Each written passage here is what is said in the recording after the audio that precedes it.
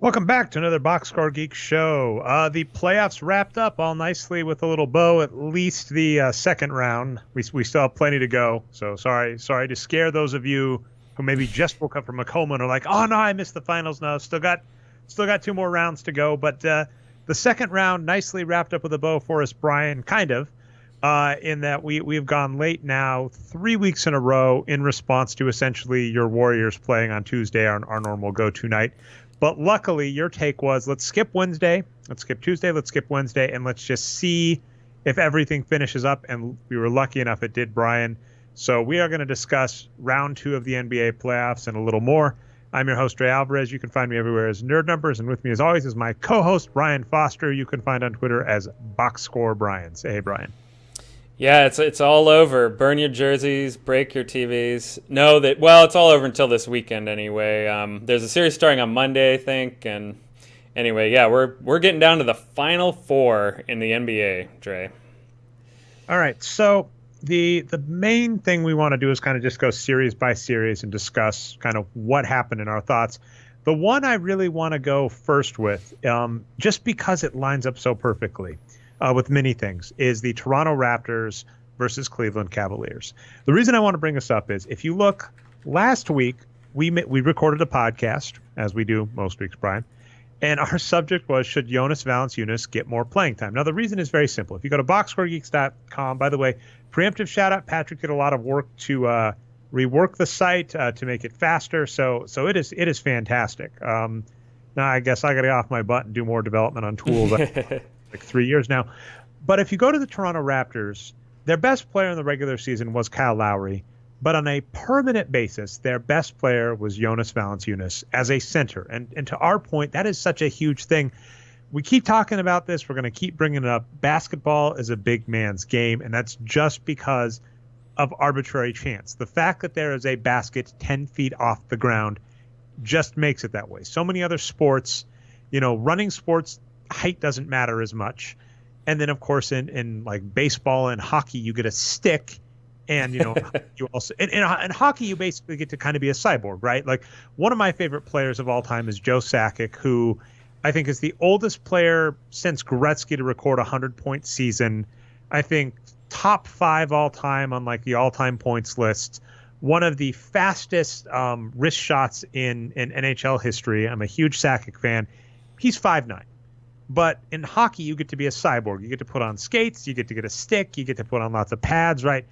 Hockey, you get to be a cyborg. Basketball is one where really athleticism and being able to reach up to 10 feet is such a huge advantage. So to our point, a good big man is such an edge.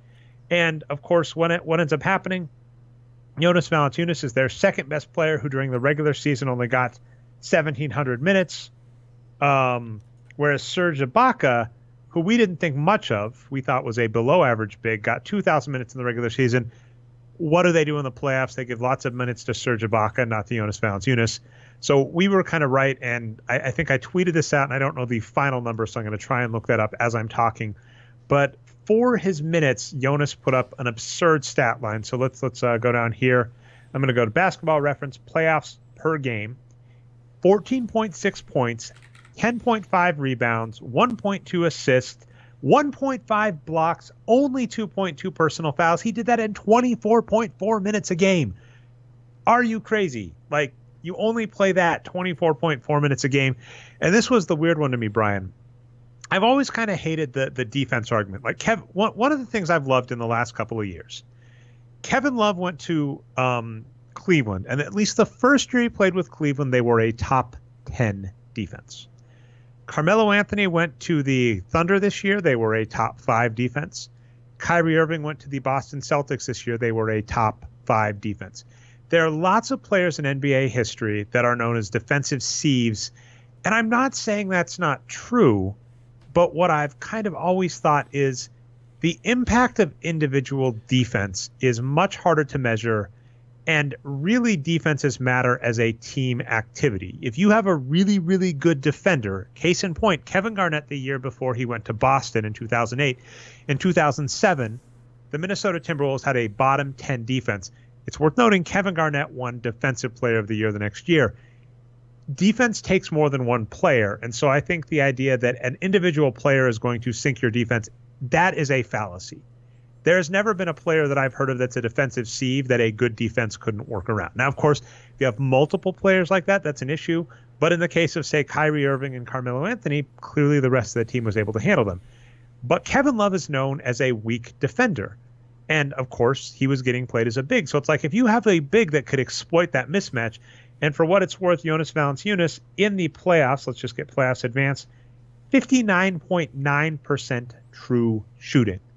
Why the hell don't you have this guy out there exploiting a mismatch with Kevin Love? That was baffling to us. Baffling. Yeah, and this was a tough series for the Raptors. I think what a lot of people are talking about right now is, well, first of all, Dwayne Casey was named Coach of the Year. We'll get to that in a little bit. Get to that. He might even get fired even as Coach of the Year. Interestingly, not the first time Masai Ujiri has fired a Coach of the Year, and last time we thought it was the right thing to do, and we might this time as well. Well, you're gonna hurt me here in a few cases, Brian. So, the case last time with Masai Ujiri and George Karl won Executive of the Year and Coach of the Year same season. They didn't renegotiate Masai Ujiri's contract. I believe he was asking about $3 million a year, so he ended up going to Toronto. And then basically the interim management fired George Karl. So it wasn't necessarily Masai who fired George Karl. Now, I've also heard this point. Masai didn't hire either George Karl or Dwayne Casey. An interesting case in point in NBA history was Coach Larry Brown with the Pistons. Allegedly, he didn't get along with Joe Dumars, but they won a title and had been very successful. So it wasn't until they underperformed by losing a title that he could fire him. So that's always an interesting case with like Coach of the Year candidates. They need to underperform. So in this case, they can justify the firing thanks to this playoff series, but it wasn't Masai's call initially. Regardless, I mean, to your point about George Karl, the same kind of thing rings true with Dwayne Casey. It's the real issue with them is like not playing your best players, which is, kind of Coach 101. Our basic strategy is play your best players. And in basketball, having a talented offensive big man and not playing them full time. Now, if we find out there's something wrong with Jonas's health, that's fine, but I don't buy it. It just seems like a stupid thing. And the fact that he came off the bench in the game-clinching game, to me, is ludicrous. Yeah, that didn't work out so well for them. So the other conversation around Toronto right now, and of course, the offense looked bad, too, in the playoffs, right? It was better in the regular season, but they did a lot of isolation. They played LeBron James's game, right? And so, yeah, Casey deserves a lot of criticism. But the roster is another interesting story, regardless of what they do with the coach. Some people are even saying, all right, this is it. This core of players has gone for so many years, has never succeeded. We should blow up the roster. And that seems really foolish to me. So here's what I think about the roster. The DeRozan contract is one of the worst in the NBA. It's really bad. He played better this year, but he's still... So DeMar DeRozan, here's the issue.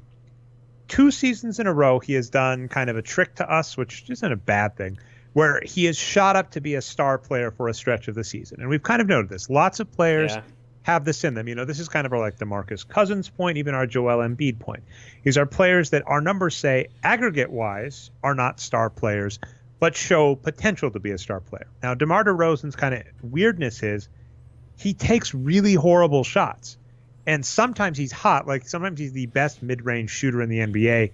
But kind of the net effect of him this season was he is a good, not great, small forward shooting guard. Shooting guard would be the more accurate position. Mm-hmm. And the biggest issue I was just lamenting, how a center, basically a talented big, is the most valuable thing in the NBA. The shooting guard is the weakest position in the NBA. So it's kind of like, I remember a very Moneyballish thing. This was a weird Billy Bean take that I don't know if it's still true, but in the book they mentioned essentially one trick he had is he would just arbitrage relievers. So he would sell high on relievers and buy low on relievers because he kind of knew. That's the Chad Bradford section of the book, yeah.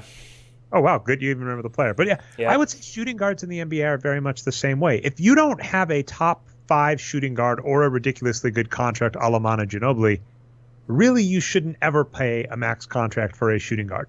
I could give you, let's see, An interesting one. So I'll go to boxscoregeeks.com, Ryan, go to the players tab, sort by wins produced, and look for shooting guards, and I'll put small forwards in there too. So let's see. These are shooting guard-ish players that I'd be willing giving a max contract to. James Harden. I'll qualify Russell Westbrook and Damian Lillard-ish, right? I think Damian Lillard, he's a point guard, but it's in the modern NBA, kind of the D'Antoni point. I don't hate the idea of having like multiple point guards on the court together, especially if one of them can shoot. Jimmy Butler, I'd probably do Otto Porter. Joe Ingles is a fascinating example in that he's not signed to a max contract. And Victor Oladipo hits the point where he's a very good player and I think on a max contract, but I start getting trepidatious of paying him there. And then Kyrie Irving, close. So I've maybe listed 5 players, and after that it drops off. Jason Tatum, when give him a few more years on his age curve, and we'll see. That'll be interesting. But, there may be 5 shooting guards in the NBA I'd be willing to give a max, and only maybe 3 or 4 that you actually have to give a max to, because as noted, like Joe Ingles didn't get it. So that's kind of the point to what you're saying, DeMar DeRozan. That contract is just stupid because you're spending essentially a quarter to a third of your salary cap on the weakest position. That's right. Or a player that is good, not great, and arguably, I would say, has replaceable talents.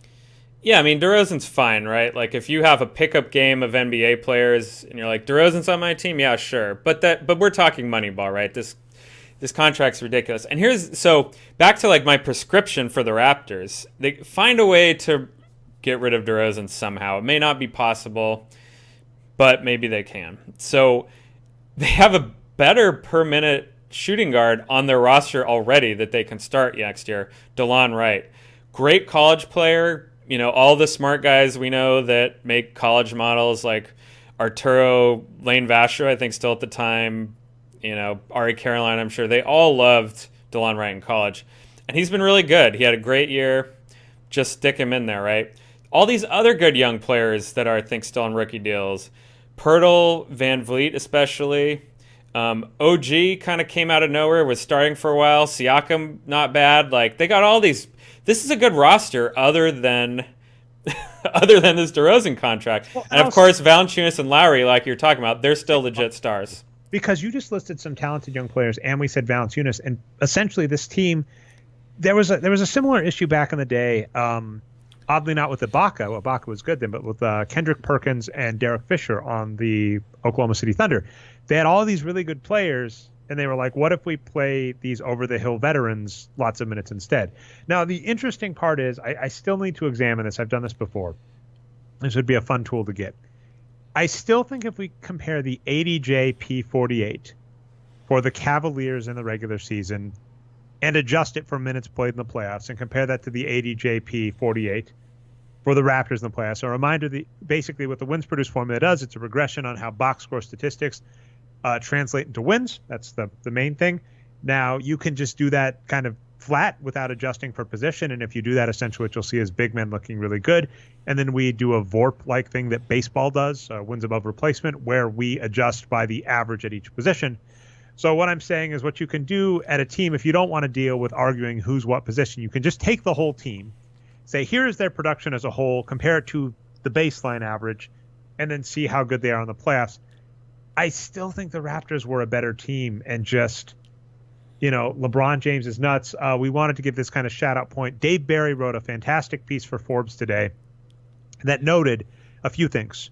First off, in the time period that the NBA has been in the modern scheme, meaning a best-of-7 series for all of the rounds, there have been 28 occurrences where a team had a differential as vast as the regular season SRS differential between the Raptors and the Cavaliers.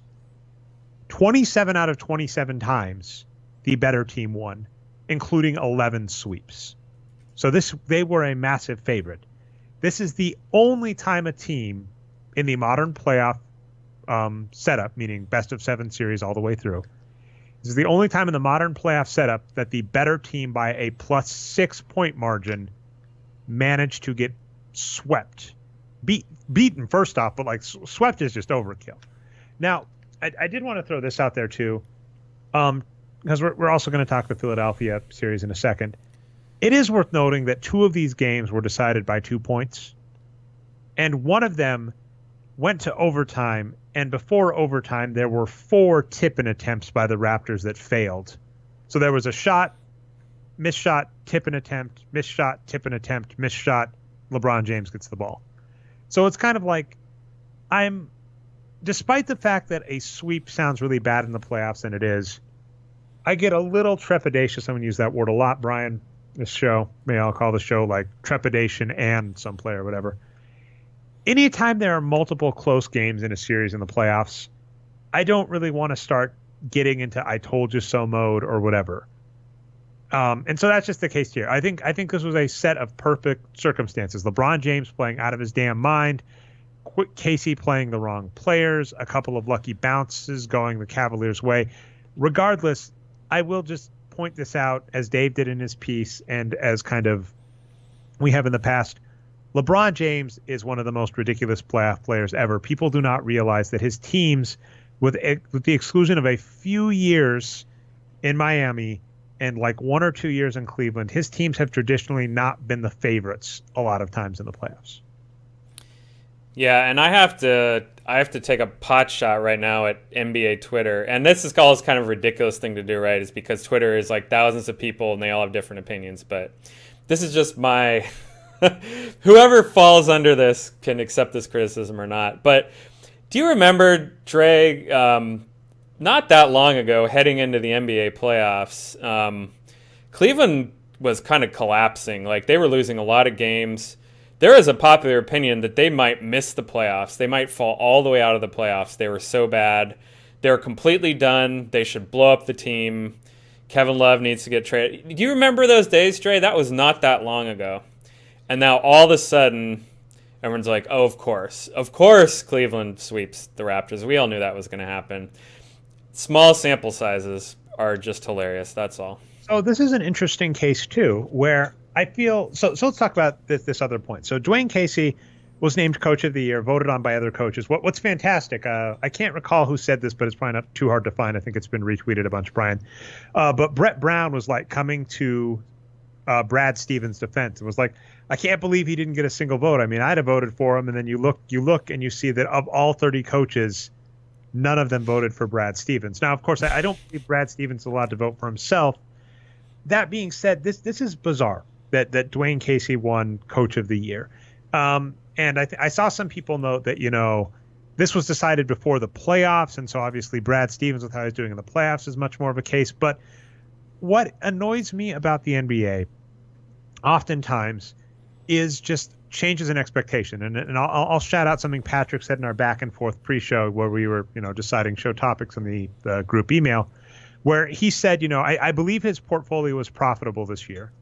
And what he noted was one of the biggest reasons his portfolio was profitable. This is his preseason, NBA futures portfolio, right? He goes to Las Vegas, puts down futures bets on a bunch of teams. Literally the only content on the website for the last 3 months has been Patrick's portfolio, where he does some preseason bets. I hate preseason bets. And as an example, both Cleveland and Boston are 2 preseason bets where I don't give a damn what you said preseason. It doesn't count. It was a completely different game by the end of the season. But Patrick noted just the underestimation of Toronto was a big reason his portfolio was profitable, because I think he bet on them to win the division, bet on them to win the over. So that was huge.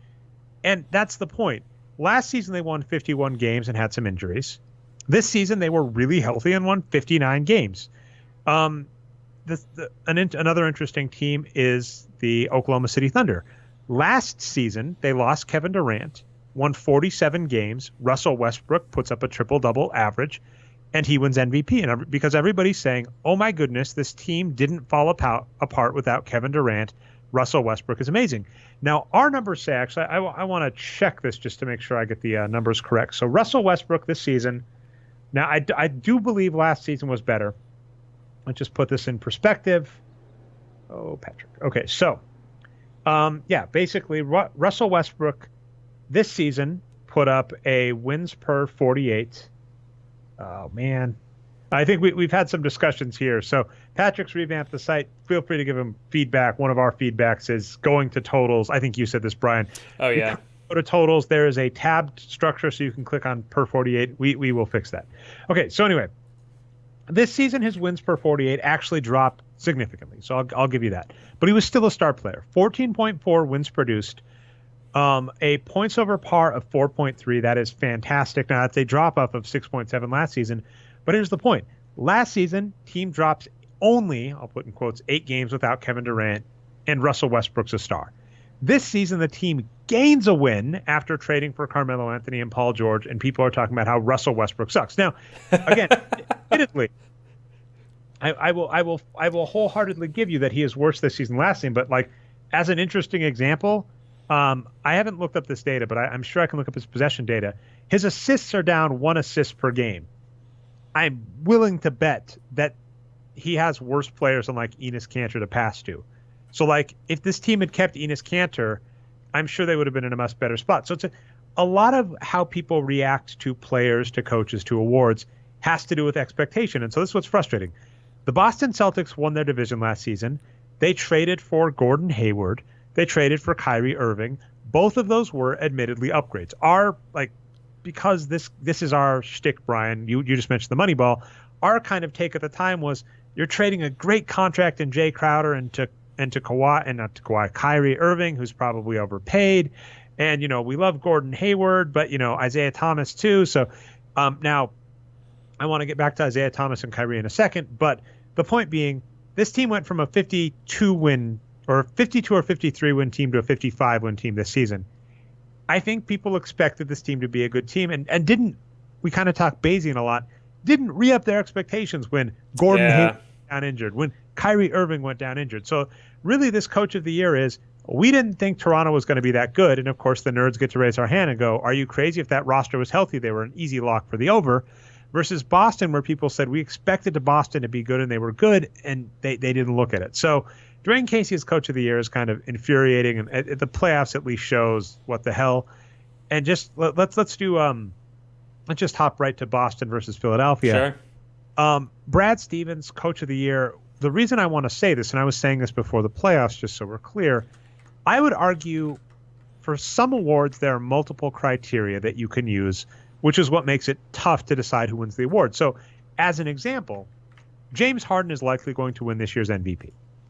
Now, one criteria that tends to be how this award is judged is most valuable player on a contender, where most valuable, usually with the exclusion of like Steve Nash, reads highest points per game score. Now, that's one take, but you could also make the take, for instance, LeBron James this year, right? Just best player in the league. So there are multiple criteria you could give for an MVP caliber player. And like rookie of the year is another example that I've talked about, where there are 2 definitions I could see you use. One that gives you Ben Simmons definitively, and one that at least gives Donovan Mitchell a case. And the 2 cases are rookie of the year can mean the best player in the rookie class. So like last year, as an example, Malcolm Brogdon won it as a 24-year-old playing like an above-average NBA player. It's looking like his ceiling is an above-average NBA player, but that's fine. The rookie that had the best season is the rookie of the year. That's one criteria. Another criteria that is pretty obvious has been used because, for instance, LeBron James, Kevin Durant have won it with this kind of criteria is player with the highest upside, like most likely to succeed award. And so I could see, for the people that care more about points than other things, because they're wrong, I could see Donovan Mitchell winning the award that way, right? Oh my goodness, if this guy improves his 3-point shooting by 2%, if he improves his, free throw rate by 1% or whatever, he could be a 30 points per game megastar, which is true, by the way. If the only thing wrong with Donovan Mitchell is all those missed shots, Brian. If he gets rid of the missed shots, he's an amazing player. So I can see multiple criteria, but every criteria I could see you giving me for coach of the year, Brad Stevens seems to have won, as in, he has gotten the most out of his players. Kyrie Irving and Al Horford look the best they have in years on this team. The rookies, this is a standard point that we kind of bring up. It takes rookies a while to develop, and oftentimes I would argue teams screw up talented young players. This is my case on like Emmanuel Mudiay and Carmelo Anthony in Denver. I question if the fact that these players were essentially given the keys to the roster, the franchise, whatever, when they were rookies, screwed up their development and is why they were not good players later. Now, obviously, Emmanuel Mudiay like flamed out and was traded, but Carmelo Anthony has always been a chucker, and I'd say would only have like one good season, oddly enough, under D'Antoni in New York, where he played the type of ball we thought he should. And maybe if he goes to Detroit and is ramped up slowly and learns to play in a team and doesn't believe he has to be the guy, he's a different player. So, developing young players correctly, Jason Tatum and Jaylen Brown, I always want to say Jalen Rose when I say it, but Jaylen Brown, both look fantastic. Additionally, this team 2 times lost their high usage, high efficiency scorer, right? Gordon Hayward in game 1, Kyrie Irving in game 60, and still managed to bounce back. Every single criteria that I view as reasonable to try and judge Coach of the Year. Gets the most out of his young players, plays the best rotations. Mostly, I would argue he fell for small ball against the Bucks, but got his head on straight, luckily, against the 76ers. Plays the right players, gets the most out of his team, plays the best scheme. They have amazing defense. Defense tends to be a coaching thing. Brad Stevens just won. So it just, to me, kind of shows the classic flawed expectation in terms of how people vote in things like Coach of the Year. And it just is what it is. So I say Brad Stevens did amazing things with Boston. Boston was not supposed to win that series, especially without Kyrie. Huge props to both Brad Stevens and the young player. Jason Tatum is playing ridiculously well in this playoffs. That's true. So I agree with everything you said. The one thing I'd caution about is I think we're being a little bit playoff like recency bias, right? If we just look at the regular season, Boston was a much worse team than, say, Toronto, or even Boston's record, what Boston's record indicates, right? Their point differential was kind of low. So, of course, Stevens did the most he could have with what he had. He did a great job, but, just because they're kind of overperforming the playoffs, I think he's getting extra credit. He's probably still my Coach of the Year, though. But I'm arguing that's what's rough. Is so, for instance, the 2 teams that were weird to us regular season were Toronto and Oklahoma City. Because Oklahoma City, when they traded for Paul George, which was a risky move, like we viewed Paul George, we said, this is a risky move that might be the right one. And I'm still kind of behind it because I thought they overpaid for Victor Oladipo, which is fine if Victor Oladipo keeps you Kevin Durant. But when Victor Oladipo doesn't keep you Kevin Durant, it's like, oh, damn, now we've got this $20 million. It's a DeMar DeRozan case. That was a rumor at the time, right, in the press, that they traded for Oladipo because Durant liked him, but then Durant left anyway. I thought Durant, it's kind of funny where he's fine. He might win back-to-back titles, as is Brian, but he probably had a trip to the finals had he stuck in Oklahoma City. But anyway, that point being, I said Paul George was kind of an interesting maneuver where if Paul George has bounced back, then that's fine. If Paul George doesn't bounce back, they get to cut ties, and it's probably wise to move on from the Victor Oladipo contract. And I say that even after Victor Oladipo had the season he did, because I think Victor Oladipo could very much be the DeRozan, above average shooting guard, but not a player you want eating that much of your salary cap. Good point. But Enes Kanter for Carmelo Anthony was such a horrible trade. We said at the time, we were like, this is the dumbest thing ever. And this team, it's like to us, I was pitting this team at 46 wins. And of course they won like 47 or 48. That was frustrating. But the mainstream thought differently. And then again, the same is true with Toronto. So differences in expectations screw people up. I would say Boston, if you were reasonable, they had the best defense in the NBA. They had the 18th best offense, and that's where they were like losing plane engines essentially to their offense repeatedly. Yep. So I think this team, if you are Bayesian about the NBA season and correct in your assessment, and I realize both of those things are not common for people, Boston way more overperformed what they should have as opposed to Toronto. Absolutely. I'll throw one more Coach of the Year candidate in there, Jay, while we're talking about this before we move on. Mike D'Antoni, I think, deserves some credit. So if the voters wanted to give like a team with a good record, they should have given it to him instead of Casey, right? They improved that offense tremendously. The big confounding factor, though, and their defense was good too, actually, which you don't think about D'Antoni necessarily, right? Capella improved tremendously under D'Antoni. The negative to him, though, is, of course, Chris Paul, right? You've got to say a lot of the improvement they had was due to bringing him in. So, anyway, let's move on. Well, basically, yeah, I'll give you D'Antoni. And you could hear obviously Karen texting me in the background. That was what those two noises were. But no, so here's the thing. There are multiple coaches that I'm fine with. Brad Stevens is just my favorite. I think, didn't D'Antoni win recently? I mean, I know I'm following. It's funny when we talk about foibles that people fall for, and then we fall for them too, because D'Antoni won Coach of the Year in 2016. So my kind of thinking is like, I'd really give it to Brad Stevens. Spread it around. But that being said, that's one of those things that pisses us off where we're like, voter fatigue might be why LeBron James didn't win MVP in 2011. Shaq a few times as well. Shaq a few times, definitely. Well, he only won one MVP, so it's weird. But a lot of that had to do with that MVP has this implicit criteria of you have to play a lot of minutes. And a lot of Shaq's prime, I think wisely, that's what's a funny point. Phil Jackson didn't worry about playing him 82 games in the regular season. Now, as a comparison this season, LeBron James went out of his way to play all 82 games in the season and played his wheels off. So it's an interesting back and forth. So it's like, yeah, Mike D'Antoni, no disagreement, but both of those head and shoulders above Dwayne Casey. Mike D'Antoni, what I'm loving, a lot of things that I like about D'Antoni have to do with the real fact that I have hated so many stupid myths in the NBA about teams that can't win. Charles Barkley and jump shooting teams don't win. D'Antoni, I want to have a finals ring so badly because people miss out that those Suns teams back in the day, it wasn't that they couldn't win. It was a combination of being in one of the most stacked periods of time in NBA history. You had the Spurs, the Mavericks. The Northwest Division was periodically a powerhouse.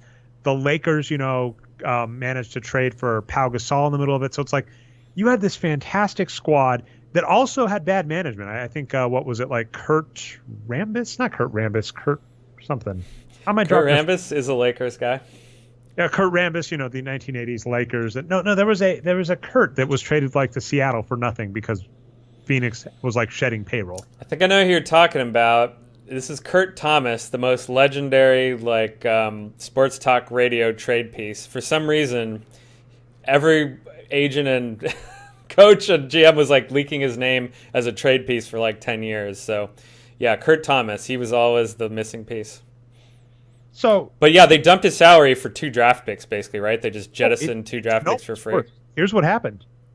Kurt Thomas, and actually, I hate myself, Brian, for getting us on this tangent, but I at least have to verify how good he was. So I'm going to look up Kurt Thomas's play and all that too.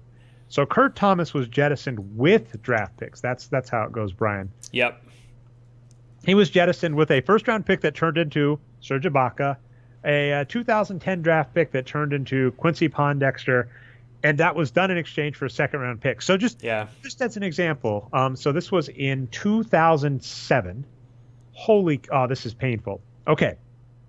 So admittedly, he was starting to get lower on minutes, but in 2006 with the Suns, he managed. We have to fix this, Brian. I might have to go in tonight and do this by hand. But yeah, going to totals first, Patrick. No, he was an average player that put up 1.3 wins. When he goes to San Antonio in 2008, he is a star level. He's a star level player.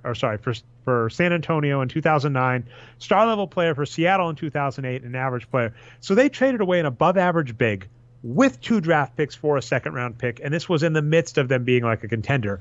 And we've seen this a few times, right? This was the same as the Oklahoma City Thunder letting go of James Harden right after a finals run. So it's kind of like, I hate this myth that D'Antoni's teams couldn't win when, for those that don't remember, won playoffs. They were doing well, and Joe Johnson, who very DeRozan-y, overpaid, overvalued, but an above-average shooting guard, had his face broken in the middle of the playoffs. That completely wrecks you, right? When your high-usage shooting guards gets randomly removed, that's hard to adapt to.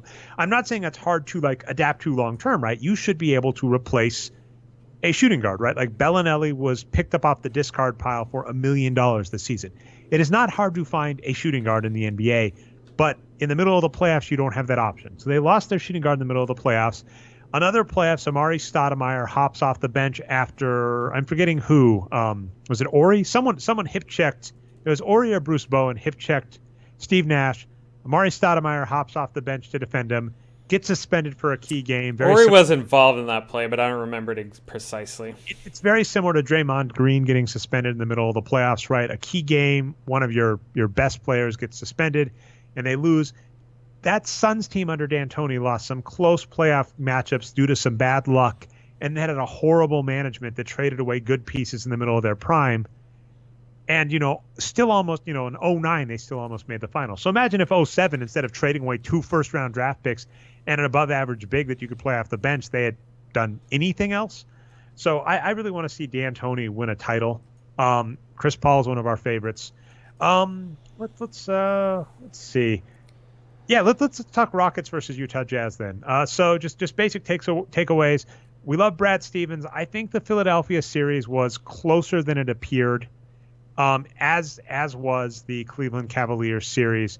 The real 2 takeaways between them, I think Philadelphia is a young team. I think they made some mistakes. Embiid really forced it. If they mature, they're fine. But I think Boston was just a much better coach team, and Tatum played like Rookie of the Year, which, that basically explains it, which is nuts. I'll throw one thing in there, though, Dre. I haven't looked at these numbers closely. I don't know how closely you have, but it looked to me like there was 3 Boston perimeter players like Terry Rozier and a couple of other guys that shot like 70% true shooting, and those are a lot of shots from the outside. So did they get lucky with their shooting at all, do you think, Boston? I think so, just in part because, well, first off, that's really good. Even the worst defenses only give up like 40+% from 3. And traditionally, Philadelphia has been good from D. So, yeah, I think I want to give a kind of my only takeaway. We're maybe going to talk the upcoming series, but I'm going to be honest, I haven't done a bunch of analysis. A friend of mine had this takeaway that when you look at the skill of the the Rockets and the Warriors, and you look at the style of play they both play, meaning lots of threes, there is too much variance to be surprised by any outcome in that series. Yeah, I agree. I think the same can happen a lot in the playoffs, right? If you get hot from 3, that can decide 2 games, and there were 3 close games in that series. They won 5-1, and there were 3 close games. It's like just getting hot at the right time can decide things. Now, normally, the reason we're giving a lot of credit to Cleveland and to Boston is normally when the differential is that big, it's much harder to overcome. But I think you're right, too, when you're saying getting into playoff modes and kind of trying to post-hoc explain things. I think it's fair to just say Cleveland, a well-coached team in the regular season with some very promising good young players in the regular season, played very well in the playoffs and beat a better team. I think with Cleveland, it's fair to say LeBron James is freaking absurd, and I don't get it, and I don't understand LeBron James, and he's the greatest of all time. That's my takeaway from the Cleveland. But you said Cleveland twice in a row. Was the first one Boston? Oh, yeah, sorry, Boston. Apologies. So Boston, well-coached team with some promising young players in the regular season, played well at the right time and won against a better team in the playoffs. Cleveland, it's LeBron James, man. I just it's nuts. I will say Casey made it easier than he needed to for him. So, yeah, one thing I'll say about Philadelphia is they were kind of all right, in the earlier half of the season, and then all of a sudden got really hot going into the playoffs, and everyone's like, "This is it. Their young players have done it. They've taken the step up. This team's amazing," right? Very logical thing to think, but it's possible maybe they were just hot late in the season, and they went back down to earth. So do you want to hear a lame sports movie comparison as I'm wont to do, Brian? Oh, absolutely. I'm going to compare it to Rocky 3. Oh. So I don't know if you recall, in the beginning of Rocky 3, they're playing Eye of the Tiger. Sylvester Stallone, Rocky in the movie, is, undefeated. Not undefeated, but he's holding on to his heavyweight belt. And at some point, basically, he announces his retirement, and Mr. T challenges him. And Clubber Lang, yeah. Mickey basically says to Rocky, he's been feeding him easy opponents. He basically says, that by the way, that's one of the things that makes fighting in general, both boxing and UFC, just kind of weird. And that the way it works is the promotion gets to decide who you fight, and so it's not like the best boxers fight each other, even though you could easily make claims as to who is the best boxer or who is the best UFC fighter. Which, on the one hand, is kind of weird. On the other hand, like it's almost NCAA football, where it's like, we're not interested in putting on the shows that prove who's the best. We're interested in putting entertaining, a lesson like the NBA could learn from, because there are rivalries you could have. As an example, like Miami in the first round against Cleveland is always going to be a story from now till the end of time, at least until LeBron James leaves. That is always a more entertaining series than Miami versus some other team. So, but to that point, to the Rocky 3 point, if you look at Philadelphia, who went on this insane hot stretch to end the season, Atlanta, Dallas, Cleveland, who was playing bad, Detroit, Brooklyn, Charlotte. So I'm just going to list: Atlanta out of the playoffs, Dallas out of the playoffs, Detroit out of the playoffs, Brooklyn out of the playoffs, Charlotte out of the playoffs, Atlanta again out of the playoffs, New York out of the playoffs. Crushed. That hurts so bad. If we'd have won that, Denver needed that win. They beat Denver, a playoff team. I'll give them some. So like they beat like Minnesota, Denver, Cleveland, Milwaukee, who are like 4 good wins. But they played just some horrible teams that weren't playoff worthy teams. Brooklyn multiple times, Charlotte multiple times, Memphis, New York multiple times, Atlanta. They had a ridiculously easy end of series strength of schedule. Now, admittedly, their SRS captures that, right? So they still look like a great team. But heading into the playoffs, they played some weak teams. And I would even argue in the playoffs, Hassan Whiteside didn't look right. I'm not saying he was injured or not, but Hassan Whiteside. So, he didn't play any minutes either. They benched him for most of that series. Well, he was playing horribly too. I don't like to do the anti-Manu Ginobili. He's Manu Ginobili point, for those that don't remember, there was a halftime show where Manu Ginobili had been playing terribly. Greg Popovich shockingly starts him to start the second half, and he plays great. And they say, how are you able to play Manu Ginobili after he played horrible that first half? And Greg Popovich rolls his eyes and just says he's Manu Ginobili. Now, that being said, there are times where I'm down with you not playing your starters. And so, by the way, to get back to this tangent I had way back, the Isaiah Thomas for Kyrie Irving trade is fascinating in hindsight, because I think both teams had inside knowledge the public wasn't available to. Injury-wise, you're saying? So if you don't recall, Isaiah Thomas, they got another second-round pick out of Cleveland. That's right. The trade almost broke apart before it happened because of that, right? Because they claimed he was more beat up than they claimed. I think Boston said he is too beat up, and it's the wise move, because he's entering his 30s. He's just had his best season of his career, so you've got to expect regression to the mean, and he's more beat up. So I think Boston is like, we got to sell high on this guy, and they did. So we're saying you're trading your best player. Our real complaint with that trade was Jay Crowder, and I'm really depressed with how Jay Crowder's played. But, essentially they said, we've got to trade high. We're going to turn Kyrie Irving into something. Isaiah Thomas into Kyrie Irving. And on the other hand, we've heard Kyrie Irving allegedly told Cleveland that he was going to sit out the season with an injury he needed to take care of if they didn't trade him. And then lo and behold, that ended up having to happen anyway. So I think that gets interesting, where there can be injury news you're not privy to that can decide that goes against the he's Manu Ginobili. Hassan Whiteside wasn't playing like himself, so it's possible there's injury stuff. So just to the point of the Rocky 3 comparison to Philly, they played a really easy strength of schedule their last 20 games. They played arguably a weakened opponent in their first round. And then they went into Boston, and that was like the first time they played. That's Clubber Lang. They're in Boston. Okay. Holy cow! Boston is Clubber Lang might be a fun title. Anyway, so that's really what happened, and then they're also a young team and experience. So that's really the only point I have there. But to your point, I don't want to overanalyze it too much. Let's see. So I'm going to do Houston, Utah last, because I actually have to give some props, which is going to hurt. Let's talk Golden State, New Orleans Pelicans. I kind of compared this. I've got lots of comparisons in Tank today, Brian. You familiar with the card game War? Sure. The game where you make no decisions, right? It's just a random game. Okay. So for those that don't know, War is, as Brian mentions, all you do in War is you split up the deck in half and you just flip cards over and match. Now here's where it gets funny. In War, if you flip 2 cards over and they're the same card, like both a 10, both a jack, both a king, you flip 3 cards over face side down, and you flip another card face up, and then whichever high card wins. Now, the thing though in War is that can repeat indefinitely. So if you match a king and then both put down 3 cards and flip another card over and it's a 10, you have to keep going on and on. I basically called this series kind of War, where I really like the Pelicans. The Pelicans this year, for the most part, I think last week's show I basically said they're like 1 or 2 pieces away. They're kind of the same boat as Minnesota. They are really 1 or 2 pieces away from going from being a really good team. They're a 48-win team, for what it's worth.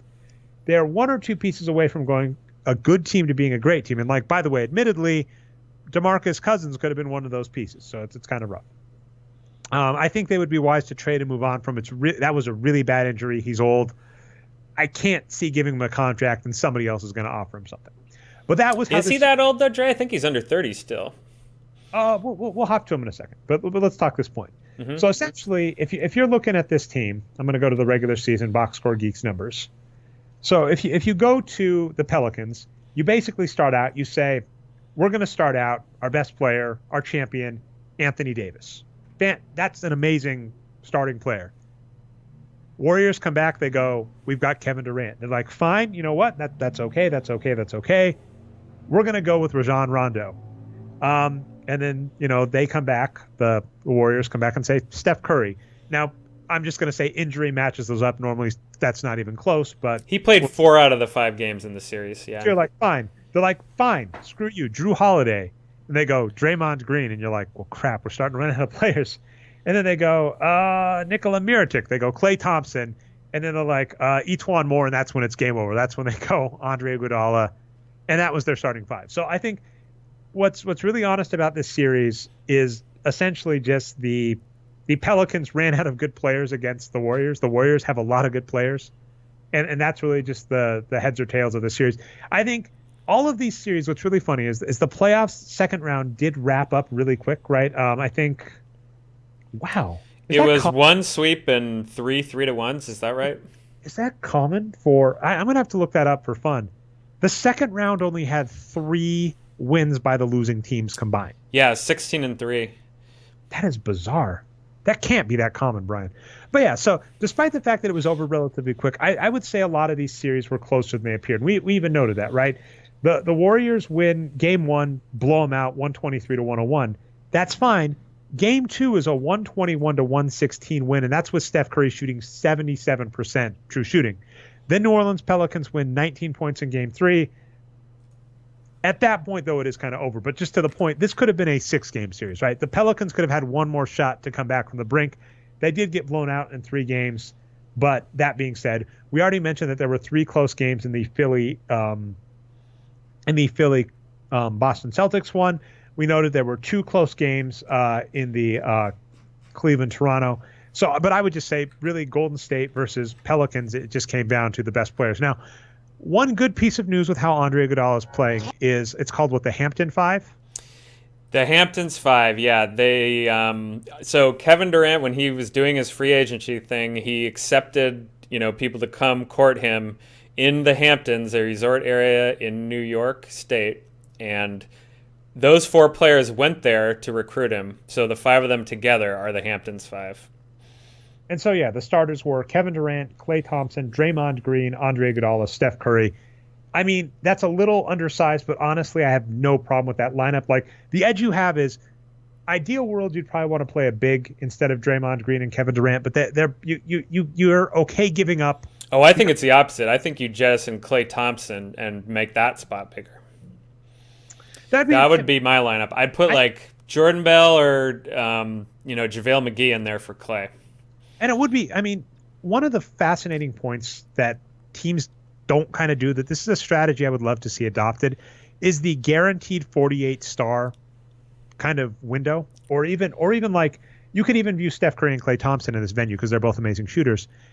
Namely, you just guarantee that one of these players is always on the court. And that was kind of the Manu Ginobili point with the Spurs, right? You were always guaranteed that one of Tim Duncan, Tony Parker, or Manu Ginobili was going to be on the court, and that's a huge edge. Lamar Odom kind of fulfilled this role for the Lakers back in the day when they were really good. I think, to your point, I think you could play Klay Thompson off the bench, still give him 35 minutes a game, but just guarantee that one of Klay or Steph Curry is always on the court. Yeah, I'm just talking about what the theoretical best lineup is if you have to put in there for one play or whatever. Just in general, I agree, yeah.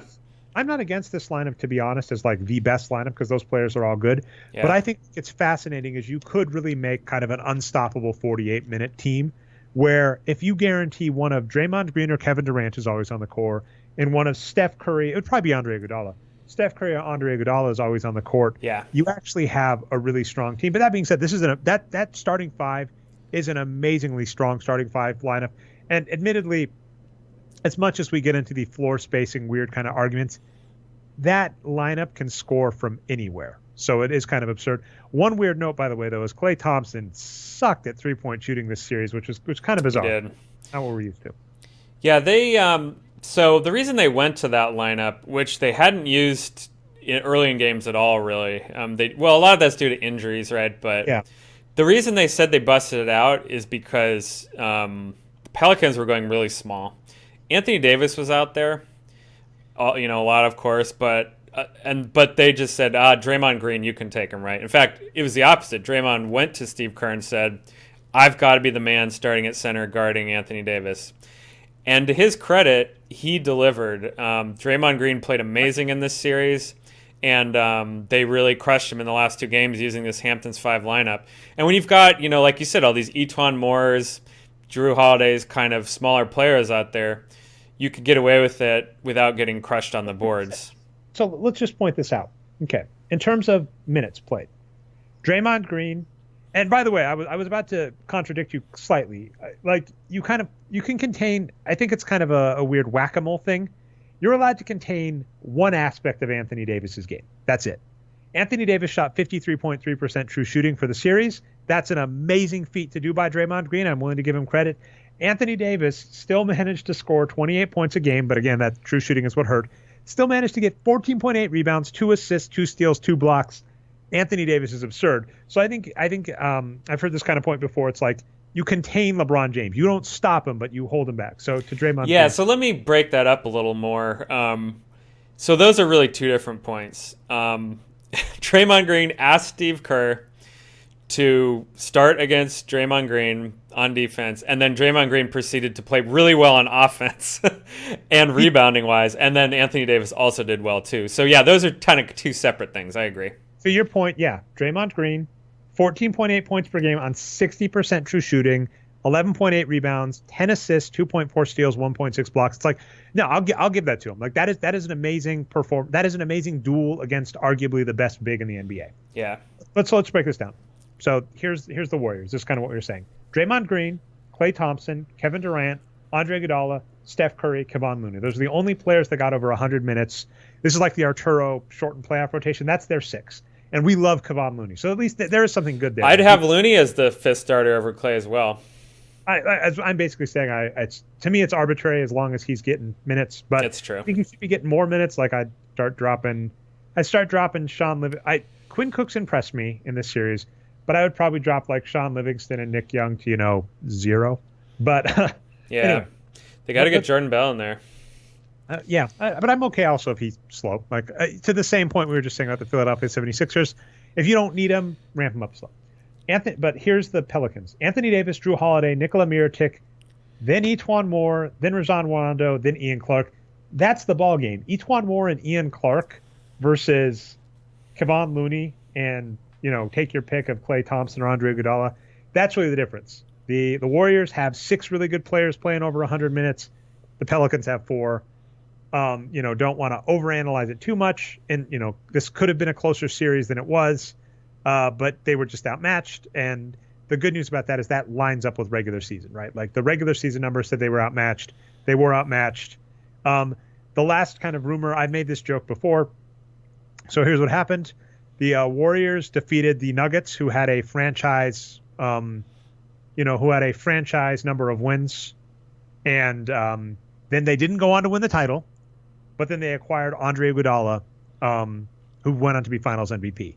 Then I don't know if it was a franchise number of wins, but they beat the Oklahoma City Thunder. Oh, I know where this is going. It didn't go on to win a title, but then they acquired Kevin Durant, who went on to win Finals MVP.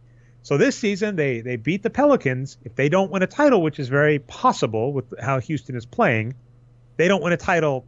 This has been your joke rumor that I think it feels so jokey, but it's like... It came from months ago is the thing. That's why it's so funny. The Warriors are turning into the Lakers.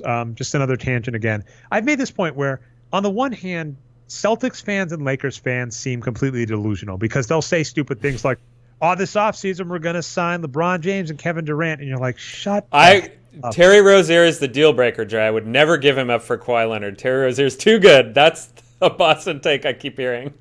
I don't believe that for a second. But anyway, But these teams have, or I've seen the crazy trade scenarios. Yeah, we're going to get Anthony Davis, and maybe, I heard some comment that was like, Anthony Davis, you'd have to give up one of Tatum or Brown, and I don't know if you could do that. And I'm like, the way I phrased this, I was like Tatum.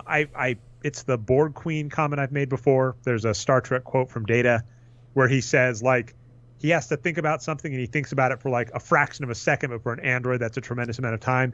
That's me with trading Tatum for Anthony Davis. I feel bad for a little bit, but it passes really quick, and I'm like, bye. Jaylen Brown played amazing as well, but bye. So it's but you see these ludicrous takes. At the same time, if you look over Celtics history and Lakers history, they've gotten those kind of lopsided trades, right? Don't forget the Golden State Warriors gave Robert Parrish and Kevin McHale in exchange for nothing, essentially, to the Celtics, and the Warriors passed on drafting Larry Bird, who ended up going to the Celtics. So it's kind of like the Warriors gave the Celtics the 80s. We've seen multiple times the Lakers just luck into a big. The Warriors are turning into the new, big market team that just like you want to yell at them for being delusional, but then you kind of go, yeah, Andre Iguodala and Kevin Durant forced their way into your team, so who's to say that Anthony Davis won't do the same? But that's all I have in that series. You ready to go into the last one or anything else to say? I'll just talk about the Pelicans real briefly, like their end of the year. What is their prescription for the offseason? Yeah, they probably do need to move on from Cousins. A sign and trade, of course, would be ideal to get some value, but that probably won't happen. I don't know. Like Cousins plays well at times, but he's not going to be worth the money, right? So they're probably right to move on from him and say, yeah, Davis and Mirotic is our core. Rondo is. Oh, go ahead. I was going to say for Cousins, our kind of point when they traded for him is there is upside that he might kind of the Kyrie Irving, Al Horford under Brad Stevens point. In a new environment with a better team, he might show progression, and he only has a year and a half left, so you have a year and a half to see if he turns into that player. And he might have been, right? He might have been close to that. Because if you argue, I don't know if I agree with it, but if you argue his defense is really good, he was like, I think, 160 wins per 48 player this year, I think. Let me check that out real quick. 140, so it would have been a tough one for me before the injury. Sadly, after the injury, I'm like, I can't do it, right? That's too big of an injury. You're too old at this point. You asked about that, so let me look up his age. Because, I think you're right where he's under 30, but I think he's no spring chicken. He's been in the league 8 years. So you're right. He's only, I'll put in quotes, 28 next year. But let's just point out, he missed 27 games in 2000. Or no, he didn't miss 27 games. I can't count Brian. But he missed 34 games last season. And the year before, he hasn't played over 73 games since his rookie season. So it's an older player, a beat-up player, a player that has had some deficiencies in his game that, it's kind of getting too late in his career for me to believe he's going to shore them up. He's just never produced, Dre. He's never produced at his contract level. Let's be. He has been, DeMarcus Cousins has been multiple times in his career an above-average player, and admittedly, there was one season where he kind of looked like he was worth the contract. I hate this totals, Brian. I'm going to have to fix. So Sacramento gave him the contract before he looked like he was worth it, but his fourth year of his rookie contract, he actually looked like he might develop into the player we were hoping he would be. He has been an above-average player since the end of his rookie contract. When healthy, above-average player, never worth the money he's getting. And now with the injury concern, you just can't give him that money. Yeah, absolutely. And, in terms of the rest of their players, well, first of all, I'll say that, if we're talking about Coach of the Years, Alvin Gentry has to be in that conversation, too. I was kind of shocked that they got as far as they did. So the West was down a little bit this year in terms of wins, not SRS like we've talked about in previous shows. Well, even SRS, but they were still the better SRS. The West didn't quite win as many games as the East, 1 through 8 in the playoffs, but they were stronger SRS teams, right? Pelicans, not super strong. So their talent's not great. So what does Alvin Gentry do with this? Of course you have Davis. He's amazing. He was healthy this year too, which he hasn't always been, but he kind of, Drew Holiday kind of came out of nowhere. He's been hurt and has never really produced. Rondo has been great, but has never been able to stick in one place because he argues with the coach. Gentry gets along with him. He loves Gentry, so that's great. Mirotic got his face broken. I would say Rondo, one of the just annoying issues is he is getting up there in age. Like, I love Rondo. That's the next thing I was going to say is you can't count on Rondo. I don't think is someone you can count on to build on because of his age. Maybe, Gentry can keep him playing well, but probably not, right? So just harkening back to the Celtics too is Al Horford. I think Rajon Rondo and Al Horford are two fantastic players this season, but both of those squads have to be very cognizant of their age and somewhat degradation. So, yeah, and Horford's on a longer contract, I think, too, so that's dangerous for them. But yeah, I don't see this as being a very talented team overall. I don't think they're in great shape, really. Like if they have to be smart and look for good veteran free agents. Well, you're wrong, first off. But okay, who else do you like on their team? Okay, but I was going to say that's and by the way, that is one of my favorite back and forth games that Brian and I have on Twitter, which is the Kenan Thompson memes, because there's a favorite one where Kenan Thompson says, "That's really nice. That's really nice. You're wrong, but that's really nice." So you're right. So here's the issue: they have a star. They have multiple good, not great players. That's Drew Holiday, Nikola Mirotic, Rajon Rondo. Ideal world to be a contender, they need one more star. That's kind of a rough game because they are a small market team, and any agent worth their salt knows that New Orleans is a crappy market. It just is. I mean, the only reason Anthony Davis is there is because of bird rights. Let's be clear. The NBA basically lets you offer the best contracts for the most money, and I believe he's still on his second contract, so that's restricted free agency. Yep. You have a choice. So that's the only reason Anthony Davis is there. So really, and to your point, we just had this discussion about the playoffs. Outside of their top four, they're not a good team. So I think you're right. Easy prescription, just get two more good veterans. That should be doable. That really bugs me about NBA front offices in general. It's not hard to get good free agents. They might not be the players you're looking for, but that's the little Moneyball thing. To be a contender, they need another star, and I think, he didn't count, so that's the rough part. But DeMarcus Cousins-ish was the type of scenario they wanted. A star unhappy in this scenario with a really crappy front office that was willing to trade them for less than they were worth. So that's kind of what they need. I think the good news, though, and this is what's always bugged me, they're a good team, right? Like, if this team doesn't do anything, they're still a mid-40s, if not 50-win team next season. So it's kind of Let me be more specific then. Unlike Toronto, who I think should not blow up their team, I think they should blow up their team. They should keep Anthony Davis, Mirotic, maybe Drew Holiday and Rondo, but I don't want any of these other players. I think the problem is Rondo is older, Mirotic is inconsistent, Drew Holiday has been beat up. So I think, to your point, no one on this team is untouchable, but let me give a general point. The same is true of like Toronto and Philadelphia. Both of those squads, I say, stay the course. The good news for Philadelphia is they feel they overperformed, whereas Toronto feels they underperformed. But both of those teams, I go, listen, if a better move comes available, so for instance, if LeBron James has any hope of ending up on Philadelphia, I swear to God, there's no case where you don't sign LeBron James, barring something stupid, right? I don't know. We got Markelle Fultz, Dre. He's pretty good. No, sorry. I can't even be sarcastic. Oh, Markelle Fultz is gone so quick. Like, there are no two players outside of Simmons. If it was even a trade requirement, if that makes sense.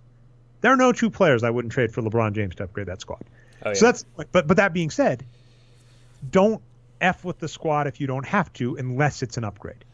The same is true with Toronto, with the exclusion, I would say, actually jettison Serge Ibaka and just start playing you better. You're bringing up OG Anunoby, and we're talking Jonas Valanciunas. It's like, you can't give Dwayne Casey credit for developing OG. I think that's how you say it, Anunoby. I hope I'm saying it right. If not, apologies. I'll try and look it up before next show. You can't give him credit for that development and then not playing. Whereas like Brad Stevens, the exact same point, he developed Jason Tatum and then he played Jason Tatum. Yeah, so it's not like Amir Johnson's playing right now in the playoffs. Yeah, so it's just a matter of only upgrade the squad if you have to. I think, to your point on the Pelicans, I think it is in their best interest. So I think we're in agreement here. If they stay the course, they're a playoff team, which is fine. That's just my point. Is I always get bugged by people who are like, that's not good enough. But I think a smart front office, and this is what you're saying, so I'm just repeating it back to you, a smart front office should be able to immediately start tinkering with that roster. And you are right. I think you are right that they should, because I don't think there are any pieces that I'm like, I don't want to move this piece. And I just kind of said that off the cuff. I mean, Drew Holiday, he might be making a lot of money, so maybe they do want to move on from him. We'll see what happens. I did want to say one last thing about Philadelphia, though. So now that we're back on them, Markelle Fultz, I don't care about him. I don't care about JJ Redick. He's on a 1-year deal anyway. Their shooting guard of the future should be TJ McConnell. I hope they realize that after that last series. McConnell and Simmons is a sick backcourt. They need to keep TJ McConnell. We were talking Mike D'Antoni as coach of the year, and it's kind of funny where I might be willing to give Mike D'Antoni coach of the year just for basically doing the Ari Caroline plus Arturo floor stretch kind of point. So Arturo's point is teams aren't taking enough threes. This year's Houston Rockets is the first team to take over half of their shots from three. Ari Caroline's point is the shooting guard position is typically underutilized, basically a bad player is put in that squad, and you might want to put like a point guard in that squad. So Mike D'Antoni, both of those. Now, admittedly, when you get Chris Paul, it's like Chris Paul can play, right? Like you're going to play Chris Paul. So that's not a big deal. But, that being said, with TJ McConnell and Ben Simmons, it's like I don't mind playing two point guard / whatever's next to each other, right? Ben Simmons is a point guard / power forward. TJ McConnell is a point guard / shooting guard. You can play them both together, and that's really advantageous because I was saying, you're going to let me get into another point I made on Twitter today, Brian. So this really odd thing, because Ben Simmons got knocked out, there's been a popular meme, Ben Simmons needs to learn how to take threes, and there's a account that was like, has Ben Simmons taken a three yet or made a three yet? And he has not. He managed to go the entire series without making a three-point shot, whereas Donovan Mitchell, everybody else's Rookie of the Year candidate, made tons of threes. Donovan Mitchell is a below league average three-point shooter. And the argument people give to this type of player is they space the floor to improve their team's offense. But here is what pisses me off. The Utah Jazz were 18th, and we'll get on to Utah and Houston. That'll be it, Brian. The Utah Jazz finished 18th in the NBA in offense, I believe, this season. The Philadelphia 76ers finished 12th. So the Philadelphia 76ers have an above average offense already. The idea that Ben Simmons needs to take threes to space the floor, the Philadelphia 76ers placed second in the NBA in assists per game. And so what you were just saying about TJ McConnell, I would much rather have two players that are capable of passing the ball around really effectively, which they both are, and space the floor that way, especially since they have some three-point shooters, right? They have Bellinelli, they have Redick, they have at least, or Covington, although Covington's very hot and cold. But anyway, they have multiple three-point shooters. So it's like, it's a weird bit of logic for people to say, we want to space the floor by having this player shoot below average, as opposed to saying what I think I love, and this applies to what you're saying about TJ McConnell. If you play multiple players that can just distribute the ball on the court together, that's a much better way of spacing the floor. And the Philadelphia 76ers, with just some basic progression, are a top 10 offense next season. So it's such a weird argument for people to say Ben Simmons is worse on offense than Donovan Mitchell because Ben Simmons doesn't take threes like Donovan Mitchell so he can't space the floor. And you go, the Philadelphia 76ers have a better offense with more passes, with Ben Simmons shooting better per shot than Donovan Mitchell. What the hell kind of stupid logic is this? And I would love it if more teams adopted the strategy of, hey, what if we just play two point guards next to each other so they pass more?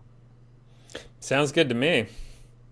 All right, and just last point, Drew Holiday, I mean, basically, he has been a good, not great player for the last 5 years.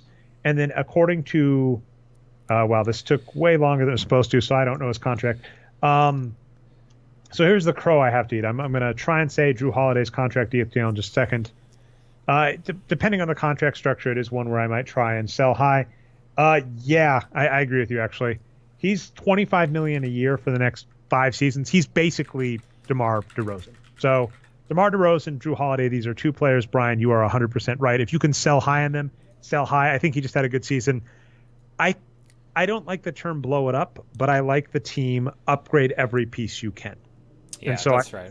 I think you can move multiple pieces on the squad for upgrades if you want to. And you're right. If they want to even be good in 3 years, as the Pelicans, they need to do that. So Brian is right. Dre agrees with Brian. Let's talk Houston versus Utah. Now, the first point I'll just make is this series on paper, it was very similar to Cleveland versus Toronto. It was not close on paper, although much closer than it should have been, and possibly closer than we thought because of health. But it was over quickly. But here is an annoying bit of reality, Brian. Donovan Mitchell only had 3 good games this playoffs, if we're honest with ourselves.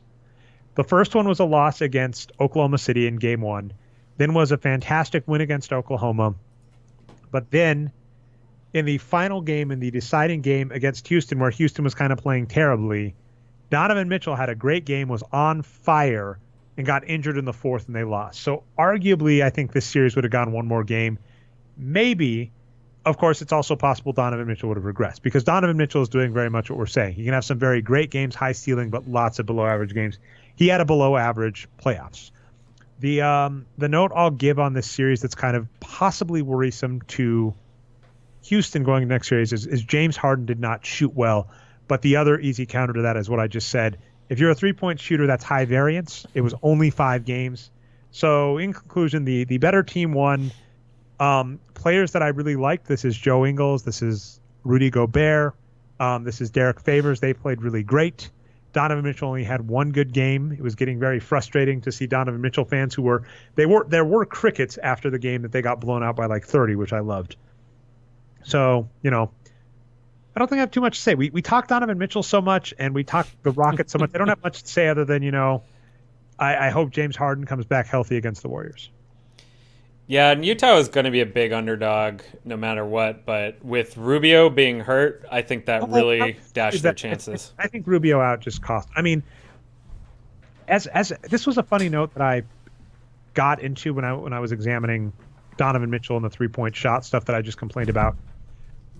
It turned out that the Utah Jazz shot better from 3 this season than the Houston Rockets. Now, admittedly, the Rockets took many more threes, so that's the difference. You could argue with the skill curve there. You got Joe Ingles, man. You can make some threes. Joe Ingles had a 27-point game where he went 7 for 9 from 3.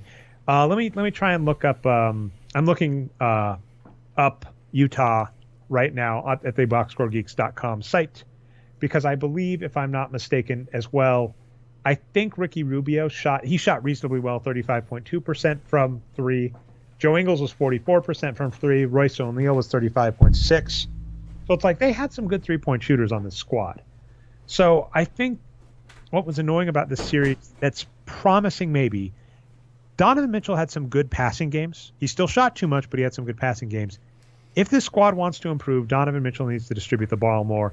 But you are 100% right in that what we kind of said going into this game is that on paper, it was a much closer series than we thought, and Utah was kind of one of the scariest looking teams, because I think Krista Narsu said that they were like a 7 SRS squad, which is really close to Houston. That being said, their fourth plus player was Ricky Rubio, who had a really good end of the season, and so him being out, that really did hurt them. Yeah, and he was shooting a little bit hot as well, kind of in the playoffs. So, yeah, he was kind of especially good. I guess I have one last point on that whole 16-3 record during the. You're not going to like this one, Dre, but I'm going to bring it up just for my edification here. Of course, Seth Byrne and Arturo had a thread on Twitter. And this is how I found out about this. Okay. So not only were these favored teams 16-3, they were 16-0 in games not officiated by Scott Foster and Tony Brothers. So I need to look into this more, because I mean, here's the thing. There was the Tim Donaghy scandal. There was a fantastic book, if you haven't read, called I completely just forgot the name. I think it was called Gaming the Game. So it was about the Tim Donaghy ref scandal. And the reality of that, by the way, is Tim Donaghy was fixing games. There's no two ways about it. The NBA worked really fast to shut that story down quick. They were really, really tempted by listening to Tim Donaghy say things like it was insider information or that he was upping the over-unders. No, he was fixing games. And the way he was fixing games, by the way, was doing actually to get social justice-y for a second, kind of the way that a lot of our systems work for minorities and women, where essentially the same kind of behavior that is viewed as unacceptable is penalized much more harshly for like black people than is for white people. And the stats all agree with this, by the way. Same crime, same things, excluding everything else except for race. Black people serve longer prison sentences. Black people are killed at a much higher rate than other people by the police. It's kind of that was essentially what Tim Donaghy was doing. Tim Donaghy was basically saying, I'm going to enforce the law, but I'm going to be much more punitive to the teams I want to lose than the ones I want to win. So that all happened. Some bettors were the people that noticed and capitalized on this, because they were basically able to say these games with Tim Donaghy are much more different than they should be against the spread. And the author of this book, I believe it's called Gaming the Game, actually went through and looked at Vegas spreads and noticed that games that gamblers were able to ascertain Tim Donaghy was officiating and betting on, had like a 1-point swing. And understand that a 1-point swing in Vegas odds, like a point margin swing, right? Like huge. That's the same as like a player getting injured. And sometimes, by the way, that's how you've discovered when Vegas notices a player isn't valuable. The example I heard was Monte Ellis. It used to be back in the day for the Warriors that when Monte Ellis got injured, the gambling line stayed the exact same for the Warriors. And so that was very telling. Gamblers realized, you know what, this Monte Ellis guy, everybody says he's a star, but he's overrated. So that exact point, I've heard lots of gamblers complain about these refs, so that there may be something to that. And I don't know more beyond that, so it is a thing that I'll have to do more research on. But your theory, right? That's kind of interesting because that could mean that these series should have been over much quicker than they should have been. I don't have much prognostication. Like I said, my one take on the Houston Golden State is they're both so good. They both shoot so many threes. I would not be surprised by either. The only thing I'll say is I'm sorry. At this point, Daryl Morey, Mike D'Antoni, Chris Paul, James Harden, they're my favorites. I want them to have a ring. I want them to get a ring. That's who I'm rooting for the rest of the playoffs. That's fair. This series really does feel like a toss-up to me, too. The Rockets had the best point margin, of course, this season. The Warriors' point margin was similar to what the Rockets ended up with at the point in the season when Steph Curry was healthy and playing. So their real strength is probably similar to that of the Rockets. Rockets have home court advantage, but I'm a Warriors homer, so seems like a wash to me. Seems like anyone could win this series.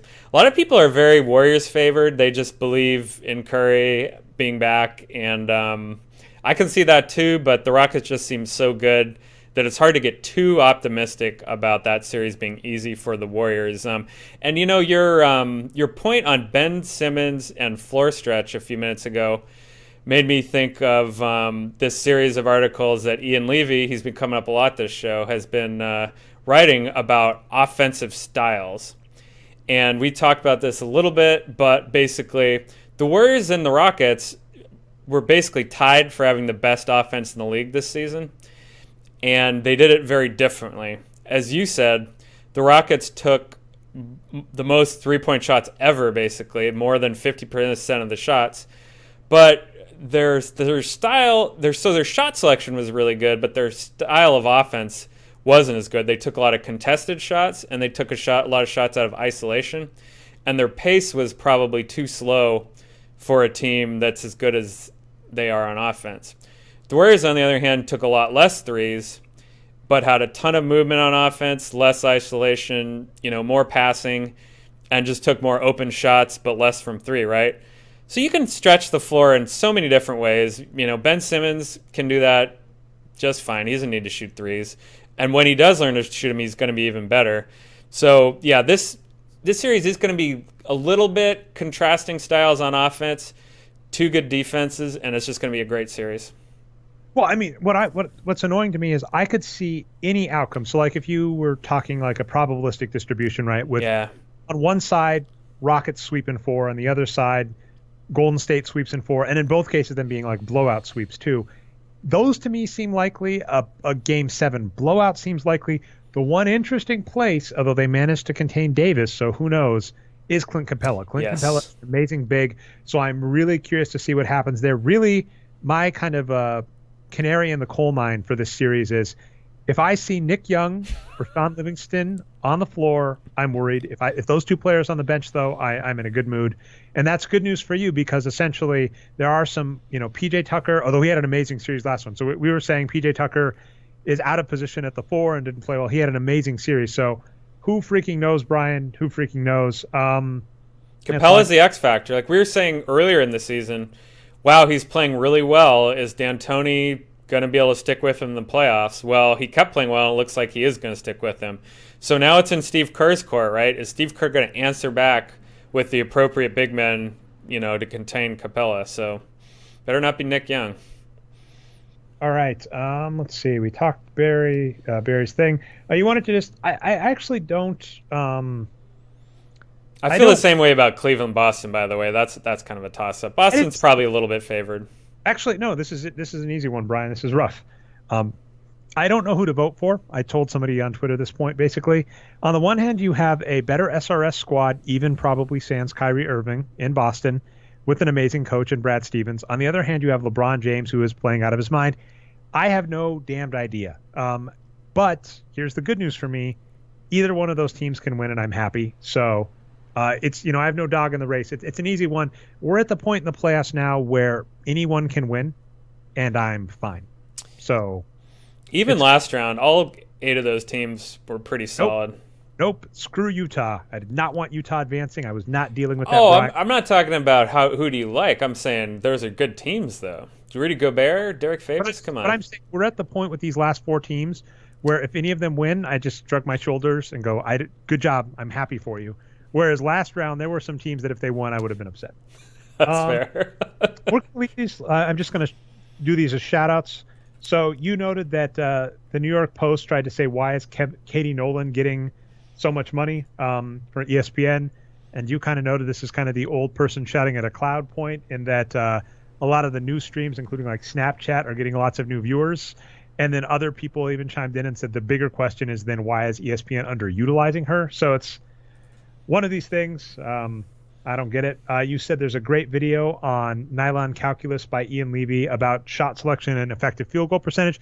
This is his wheelhouse. This is some of the best work he's done. I told him that. I said in the annals of NBA history, I feel his contribution with expected points per shot was vastly underrated. It's one of the more interesting things. And then I kind of had like a just depressing thing where I said, I'm happy this is at Nylon Calculus, but I hope that the long-term impact of it is that it means some of the stats that have more questionable and dubious math in them, and there are quite a few of them over there. There's some of the best work. There's some of the best analysis in NBA on Nylon Calculus, and there's some of the worst, candidly. That applies to a lot of sites, actually. 538 is the same. I hope it points a direction towards doing more math-minded. I have one shout-out, Brian, but if you have any more shout-outs, I'll let you do that, then I'll give my shout-out, and that'll be our show. Let's see. Yeah, okay, so I do have something that I really want to talk about that I just forgot to put on the script, so that was kind of dumb. And that is that your Bucks are interviewing Becky Hammon for the head coaching job. Oh my gosh, how did we drop this? Yeah, I really want to talk about that, but basically she's getting some heat. Like one person I think is Amin Al-Hassan at ESPN, who used to be an NBA executive. He was with Steve Kerr at the Suns, and he's saying something like, she hasn't earned it yet, and bullshit like that. And there's great articles about how there's all these different, male white coaches that have kind of gone the same route, but then women and minorities, it's tougher. So, yeah, there you go. I'm incensed. That is an offseason. I'm really hoping that what we get to say in the offseason is congratulations, Bucks, for hiring Becky Hammon.